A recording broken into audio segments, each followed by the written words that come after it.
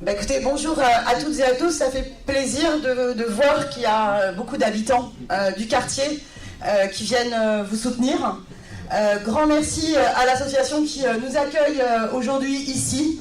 Ça aussi, c'est extrêmement important à noter, c'est que non seulement dans cette lutte des salariés, il y a des associations de locataires qui ont répondu présents parce qu'ils se sont sentis concernés, parce que pour eux, les conditions de travail et le mépris des droits des salariés d'une société de nettoyage, d'un bailleur social public, eh bien, ils estiment que ça les concerne.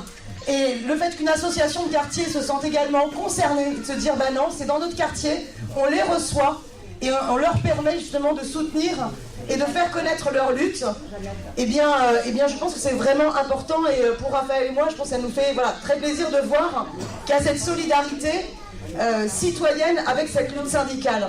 Alors, ça fait 3 mois maintenant, c'est totalement scandaleux, parce que vous êtes salarié d'une entreprise, OMS, qui se croit tout permis, qui pense que c'est possible d'avoir des contrats de travail avec des feuilles de paye, où pour certains, il n'y a même pas de numéro de sécurité sociale, avec des salaires qui sont parfois versés le 18 du mois.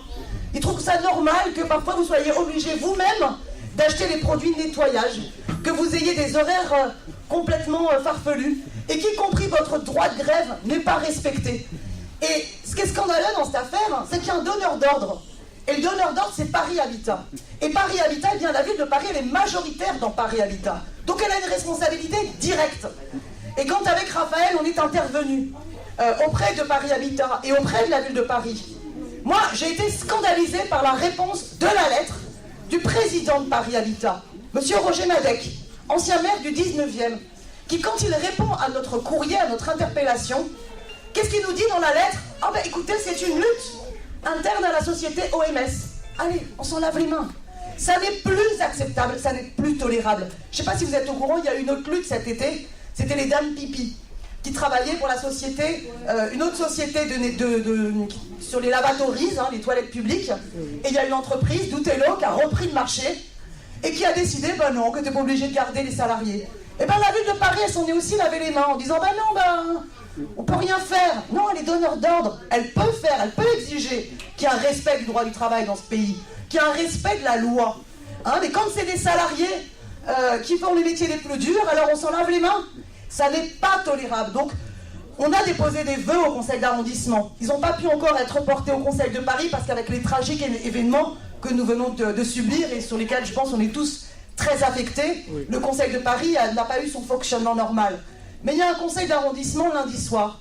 Et même si le vœu n'a quasiment pas changé, la seule modification, c'est qu'on a rajouté le fait qu'il y avait un médiateur qui avait été nommé. Et puis, même s'il y a un médiateur qui a été nommé, le patron, il n'a pas encore donné signe de vie sur sa réponse à vos revendications.